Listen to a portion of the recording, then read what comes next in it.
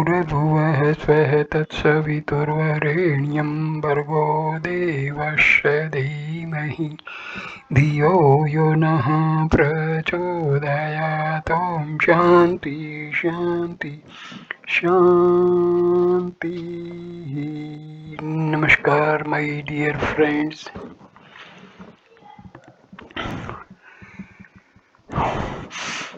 This is video number 21 of Panchadasi of Swami, Vidyarnaya. This video starts with part 2 of chapter 14, Cessation of Sorrow. The happiness that is consequent on knowledge is characterized first by the cessation of sorrow. This is the negative aspect of release, while the other three characteristics may be termed the positive aspects. Misery or sorrow is of two kinds, that which belongs to this world and that which is associated with the other world. That there is no misery in this world for him who has realized the self is proclaimed by Vidyarnaya Upanishad, which reads, if a man knows the self as I am this, then desiring what and for what sake will he suffer in the wake of the body? The afflictions of the body are possible for the man who does not see the self and consequently desires things other than it. He struggles desiring something for himself, something else for his son, a third thing for his wife, and so on. Goes the round of births and deaths and is diseased when his body is diseased. But all this is impossible for the man who sees everything as the self. It is only when the jiva gets itself attached to the psychophysical organism that there is for it misery and pain. But its true nature is reality, intelligence, bliss. When it discriminates its true nature from the illusory name and form world, then there is no more misery which is born of the superimposition of agency and enjoyership.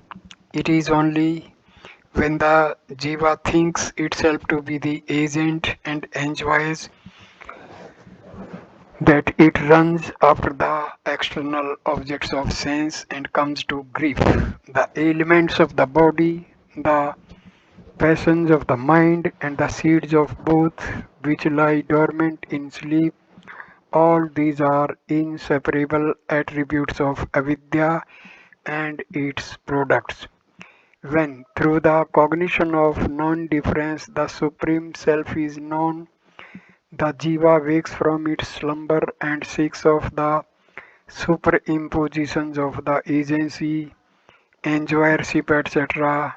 When it is realized that there is in reality neither an enjoyer nor objects of enjoyment, the root of all evil is removed.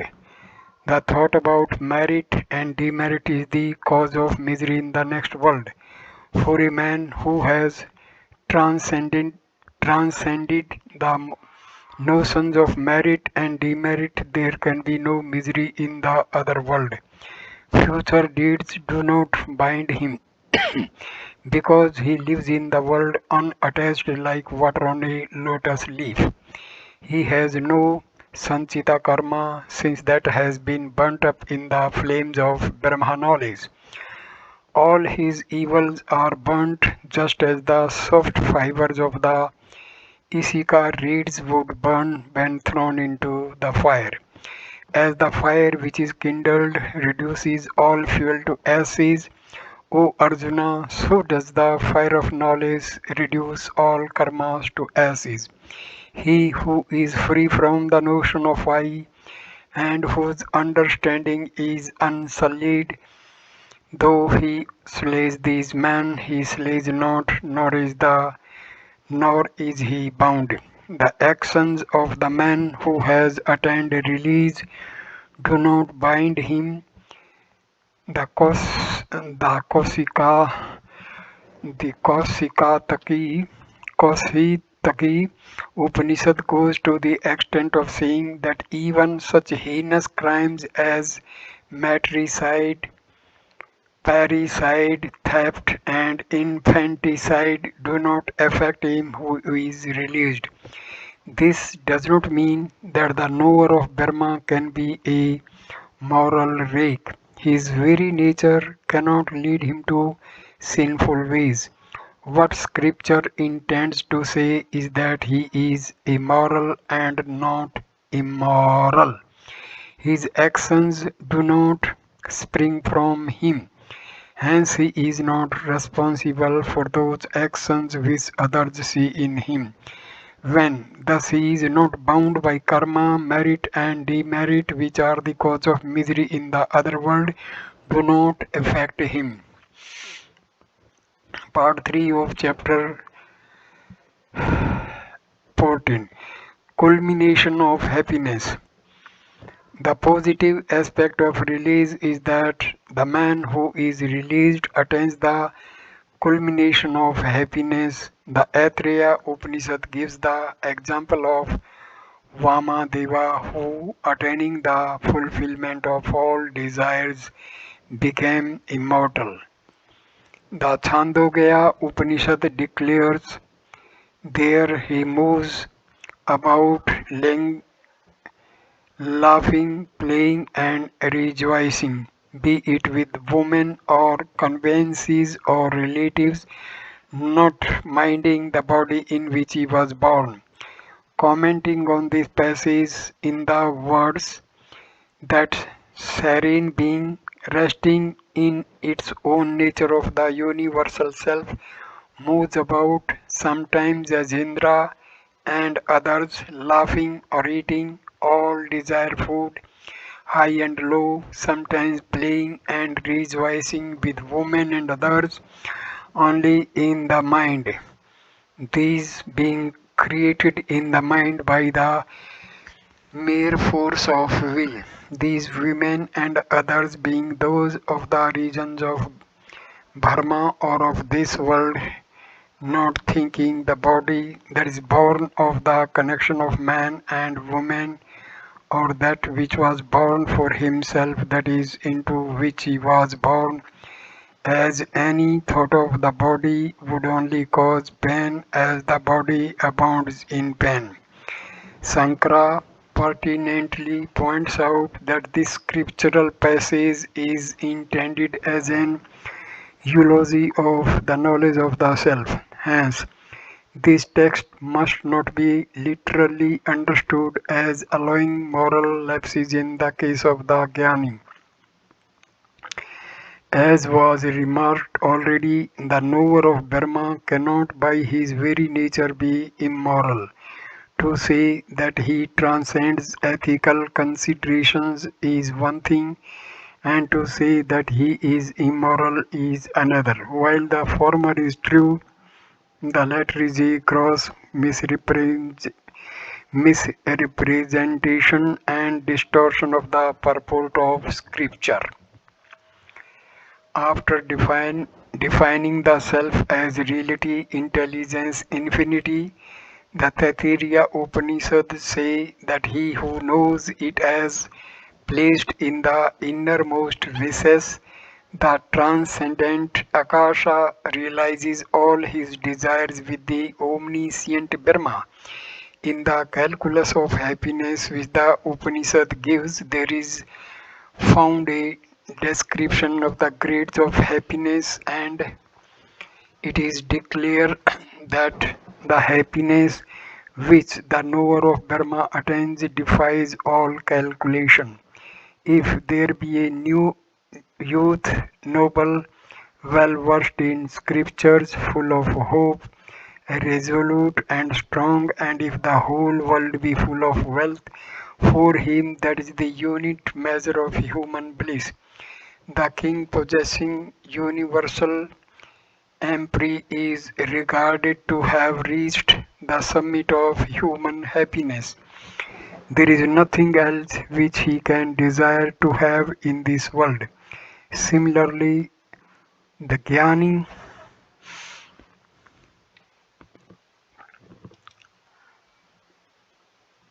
who enjoys the supreme happiness is free from wants, all his desires having been fulfilled.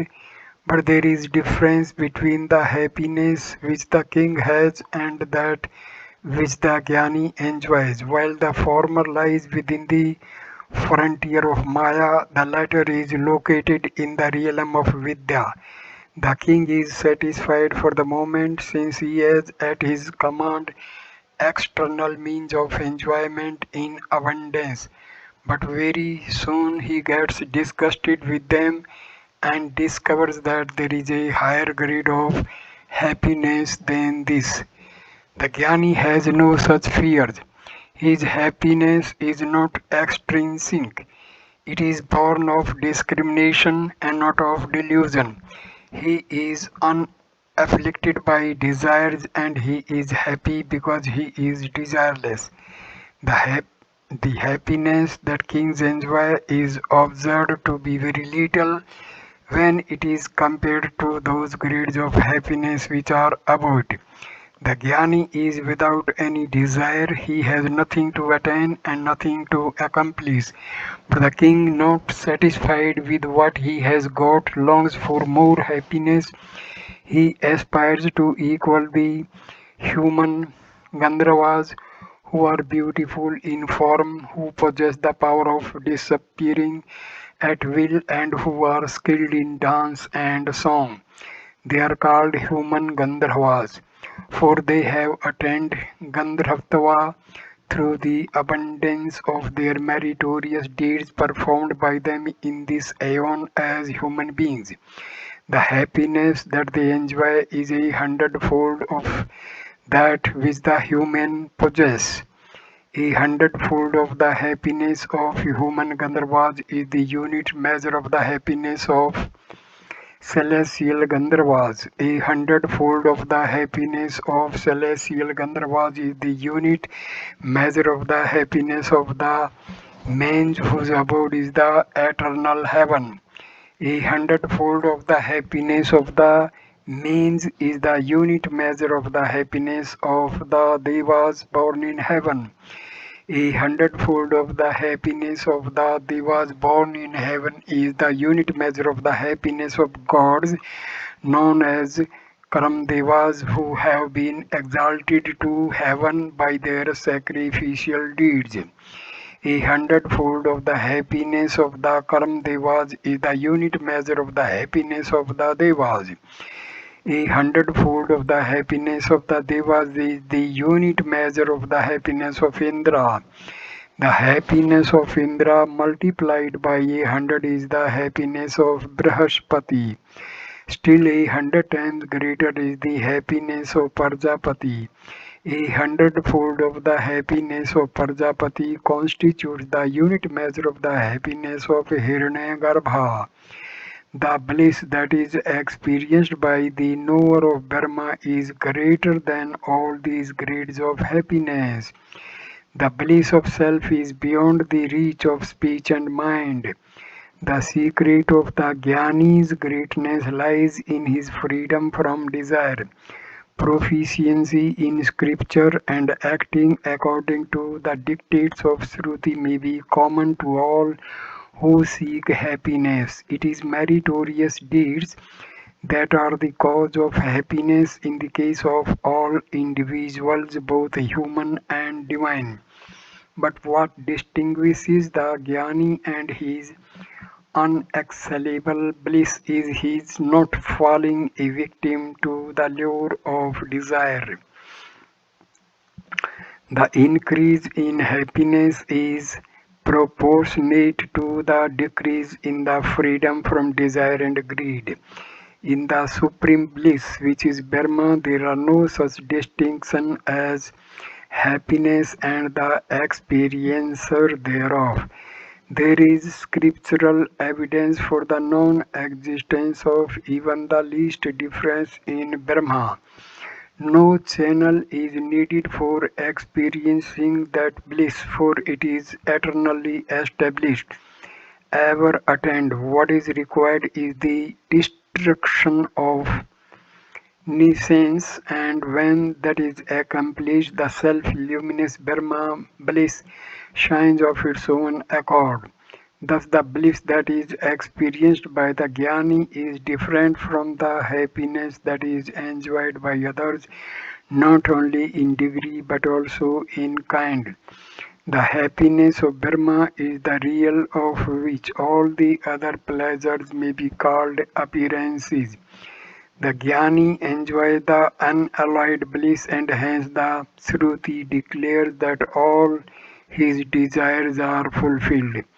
The attainment of all desires in the case of jnani may also mean that he experiences happiness in all objects and beings in the form of the witness intelligence. In this sense, it may be said that even the ignorant man, because of his real non-difference from the witness, experiences the fulfillment of all desires. But the difference between the man who is released and the man who is bound is this, that while the former knows his non-difference from Brahma, the latter does not. Ignorance is the source of misery and pain. Because the jnani has realized that he is the self of all, he sings the summon, I am the food, I am food eater, etc. For him, there is no distinction between enjoyment and the one who enjoys. His is the distinctionless happiness of non-difference. The positive element of release, we said, consists in the achievement of the culmination of all desires, the attainment of the unattained as it were, prapta prapatva, and the accomplishment of the unaccomplished as it were, karta kritritva. As for the two latter aspects of the positive phase of the release, they were set forth in detail in the Tripti Deepa. Hence, for fear of proximity, they are not explained here again.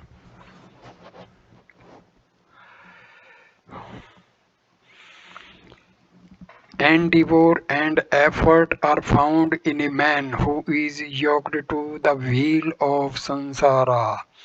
He labors under a heavy burden imposed on him by Maya. He is estranged from the Supreme Self, and he seeks consolation and comfort in things which are finite and perishing. But disappointed and destitute, he realizes that there is no happiness in the finite. Scripture reveals to him that difference is the cause of death. So long as there is the cognition of difference in him, he runs after the things of the world. He wants to accomplish something, to attain something else.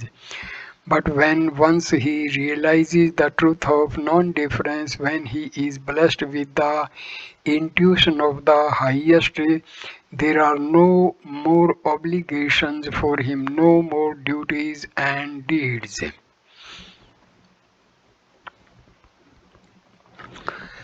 Chapter 15.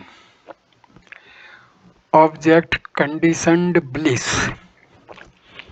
Vishayananda Prakarna. The Vishayananda Prakarna speaks of the trace of Brahma bliss that is found in the objects of sense and describes the method by which that bliss can be discerned. Part 1 of Chapter 15. Reflection of Bliss in Pure Mental Modes. The happiness that is associated with the objects of sense is but an aspect of Brahma bliss, though in the case of ignorant it serves as an obstruction to the knowledge of the true. Man of discrimination discern in the reflection of the supreme bliss. This which is of the nature of impartite essence is the supreme bliss. All other beings enjoy but a fraction of that bliss. The happiness The happiness that we find in the objects of sense is of the form of mental modification. Modifications are of three kinds: the pure, the virile, and the dull, answering to the three gunas sattva, rajas, and the tamas. The pure modes are characterized by such elevating and ennobling qualities as renunciation, restraint, generosity, etc. The virile modes are marked by violent passions like thirst, intense attachment, aversion, anger, etc. And the dull modes have the attributes of delusion, fear, etc. In all these modes, there is the reflection of the intelligence aspect of self, but the happiness aspect is reflected only in the pure modes.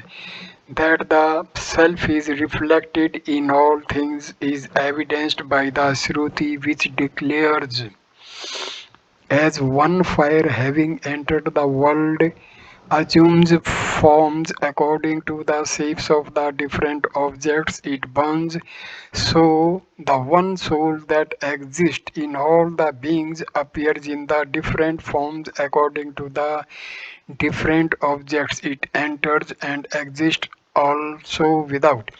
As the one air having come into the world assumes different forms according to the different objects it enters as breath, so the one Atma that abides in the heart of all the beings appear in different forms according to the different objects it enters and exists outside also.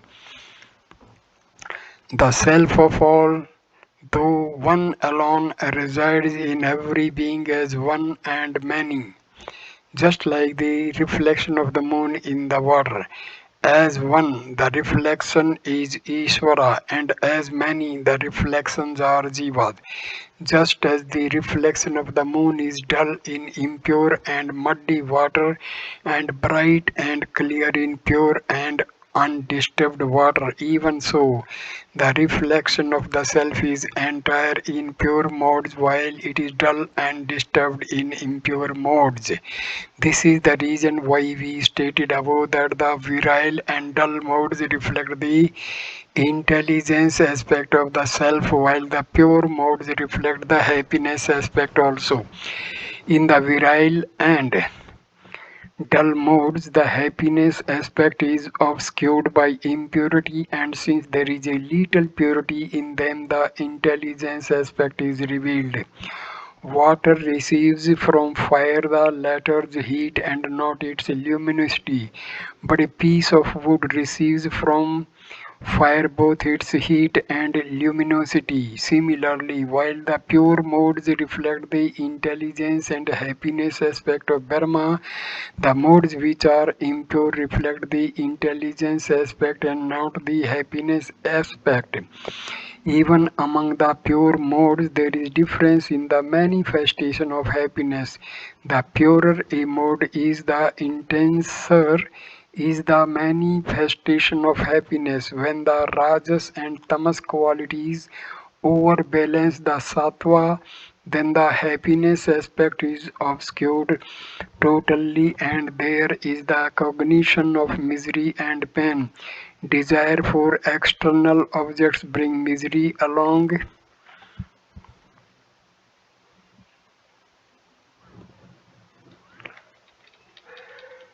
with it. There is the anxiety whether the desired object would be obtained or not. If it is not obtained, misery increases, and there arises aversion to those things that stand in the way. If the obstruction be difficult to be removed, then there is misery again. Thus, in those activities of the mind which are prompted by rajas and tamas, there is not even a suspicion of happiness. When what is desired is obtained, there is the feeling of pleasure and satisfaction. When it is enjoyed, there is still greater happiness, but in the contact with what is gained, there is only a little amount of happiness. The greater happiness, however, is not in the objects of sense, it is in the non-attachment to objects. This is what we have called the happiness of knowledge. Thus, there are grades of happiness. The purer the mode, the clearer will be the reflection of happiness therein. Scriptures define Brahma as reality, intelligence, happiness. In the inert, there is the revelation of reality alone. Intelligence and happiness are not manifested in non-intelligence things. In the impure modes, as we have seen, there is the manifestation besides the reality of intelligence also. In the pure modes, however, there is the manifestation of all the three. Because Brahma is mixed up with the pure modes, etc., it is called the self with attributes. Misram Brahma. The attributeless Brahma is known through jnana and yoga in the manner set forth in the earlier chapters. So I conclude this video here.